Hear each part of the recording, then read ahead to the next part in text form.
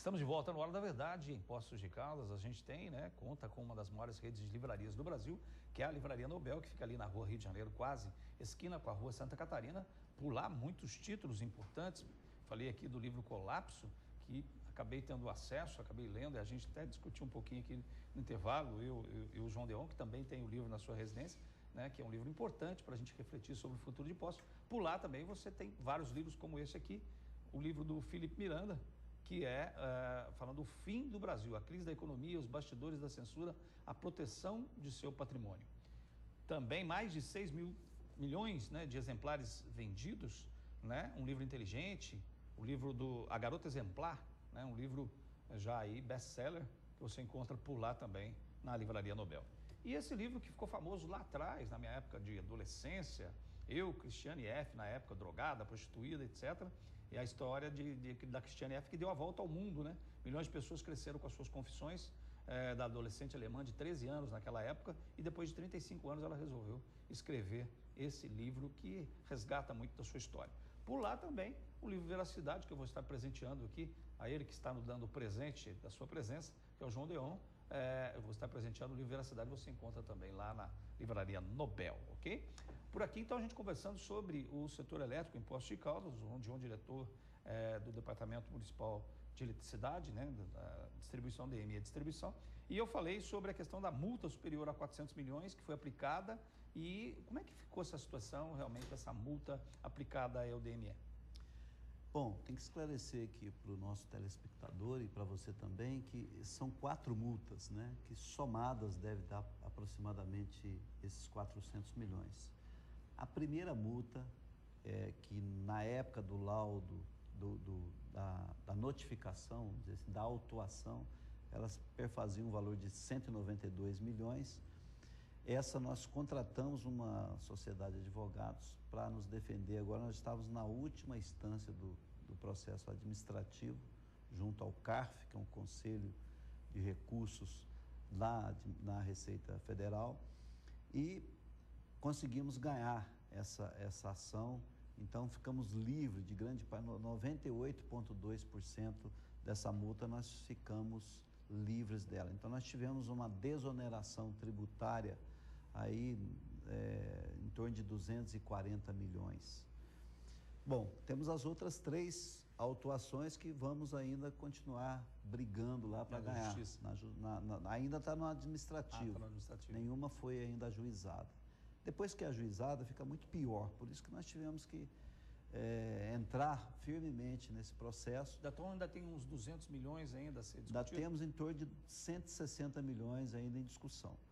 Mas como o objeto, como a autuação, ela foi na mesma, vamos dizer assim, na mesma linha, acreditamos que com essa primeira vitória, nós agora vamos ganhar as outras também.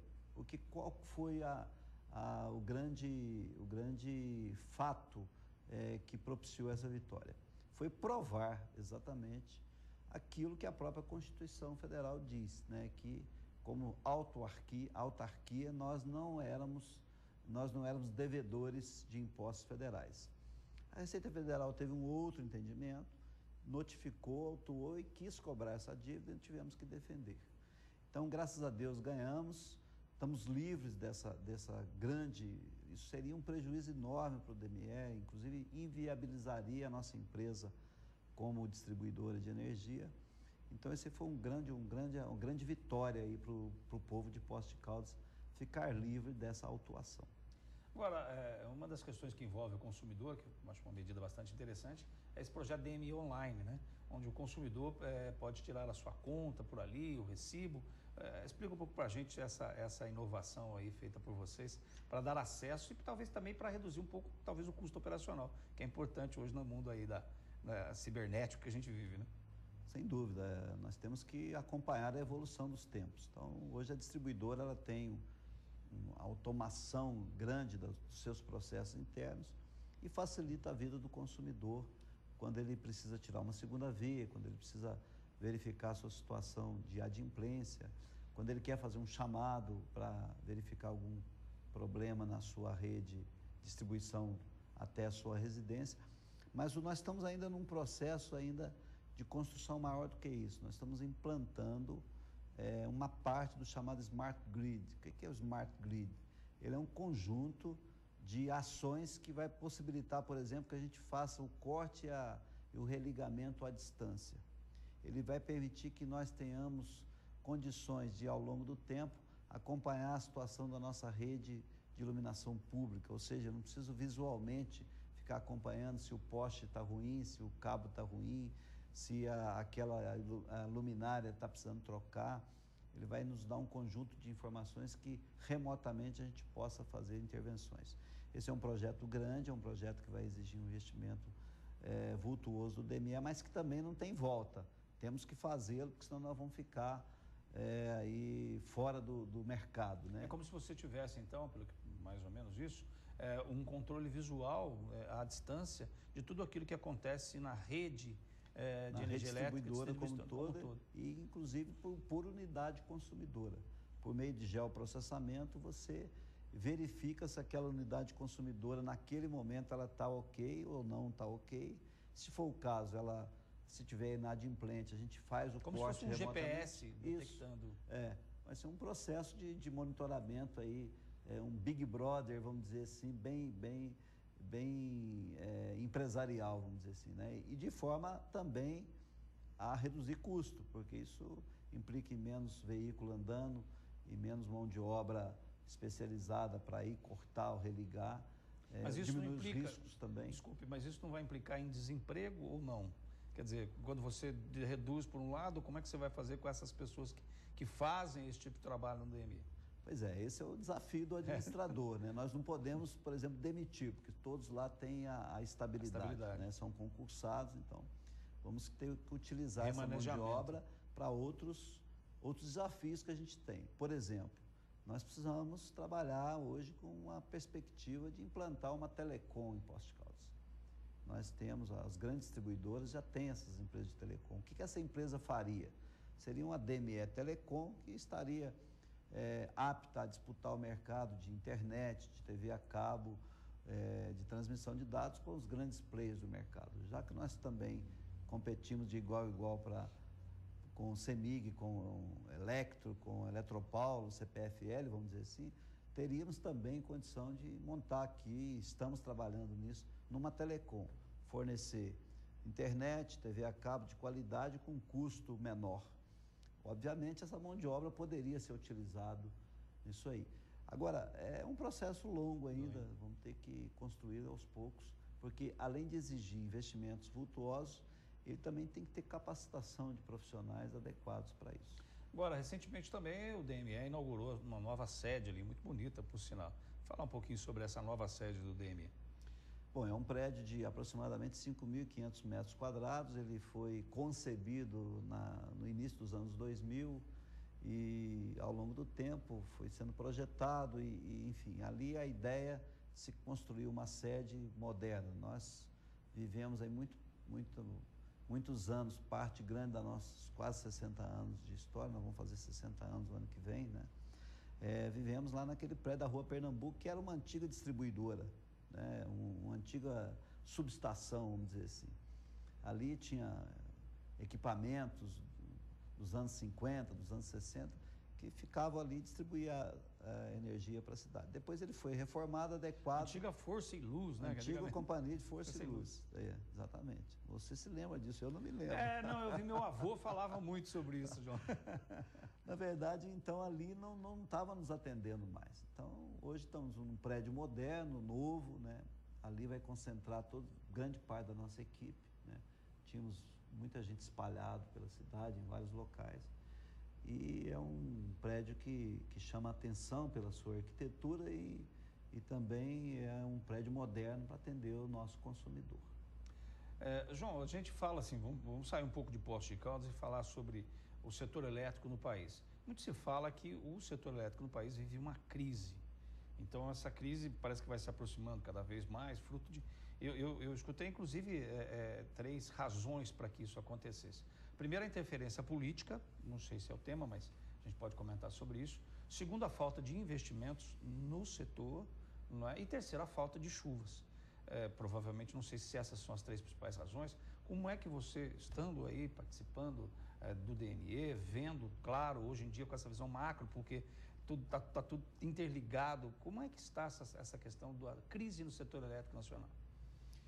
Bom, eu acho que não está em crise, viu, William? Eu discordo um pouquinho dessa tese da crise que os grandes meios de comunicação divulgam, porque crise nós tivemos foi na época do apagão, né, em 2001, 2001. Né? Aí realmente foi uma crise, não tinha de onde tirar, precisava de energia e não tinha de onde tirar. Né? Ao longo do tempo, a política energética do governo, eu não estou aqui defendendo a política energética do governo, estou defendendo uma tese que eu entendo que é a mais difundida no mercado.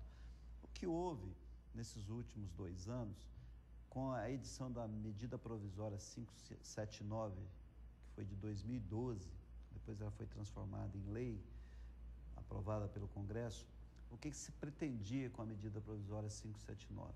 É baixar o patamar do custo de energia para o consumidor final. E isso foi conseguido, isso foi conquistado.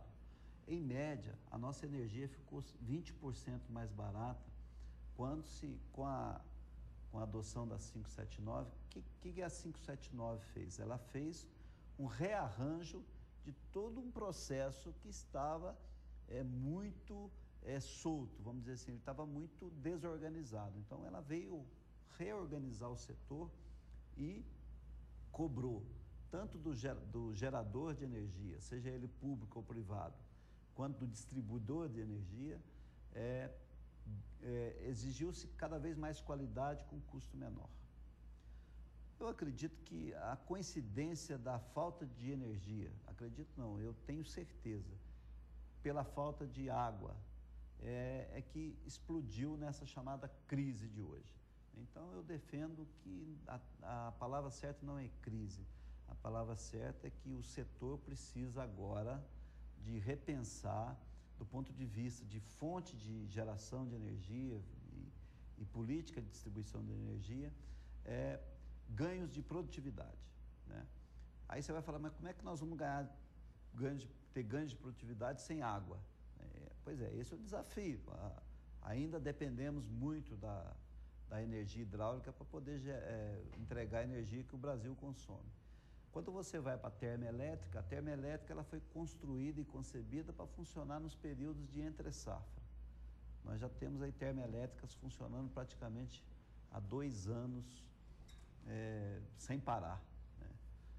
Mas era para ter entrado Belo Monte, já com energia entregue no mercado, são quase 5.000 megawatts, gigawatt de energia. Santo Antônio está atrasada, são grandes projetos estruturantes na área de energia, Giral, né? Outros projetos que foram abortados aí pela política de meio ambiente. Então, um conjunto de grandes obras do setor hidrelétrico ficou para trás, ficou atrasado ao longo do tempo. Outra questão que transpõe e vem trazer essa palavra crise para hoje.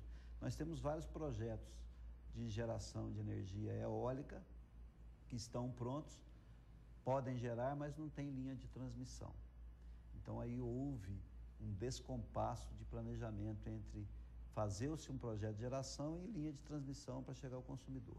Então, eu acredito, William, que essa crise, que eu não volto a afirmar, não é uma crise, ela é um rearranjo do setor, em que os grandes investimentos precisam ser retomados, obviamente, aí tanto o setor privado, o setor público, e também a questão básica do ganho de produtividade que todos nós somos obrigados a fazer. Que eu te disse no começo da nossa conversa aqui. Quando eu sou concessionária pública de distribuição de energia, se eu não tiver ganho de produtividade, a minha energia vai ficar a tal ponto cara que eu não vou conseguir sobreviver e o poder concedente não vai me dar a tarifa que eu preciso sobreviver. Isso aconteceu, por exemplo, com o Grupo Rede, né, que hoje é o Grupo Neoenergia.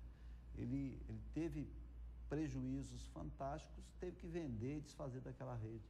Então, eu acredito que essa composição toda ela vai sofrer agora no novo governo uma retomada de crescimento, de reorganização, que vai possibilitar que a gente tenha aí ao longo dos próximos 2, 3 anos uma melhora nesse processo que hoje é chamado de crise. Vou continuar com esse assunto no próximo bloco, porque, pelo que eu entendi, por exemplo, muita gente defende ou diz que essa questão do setor elétrico do Brasil, houve, por assim dizer, um represamento dessa situação. Então, que nós ficamos represando, e que essa possível crise que você diz que, na sua opinião, não existe, vamos dizer assim, e que essa crise eclodirá, vamos dizer assim, com maior força nos próximos anos. Já não é o seu pensamento. Vamos continuar com esse debate, então, após o intervalo do Hora da Verdade de hoje. Não sai daí.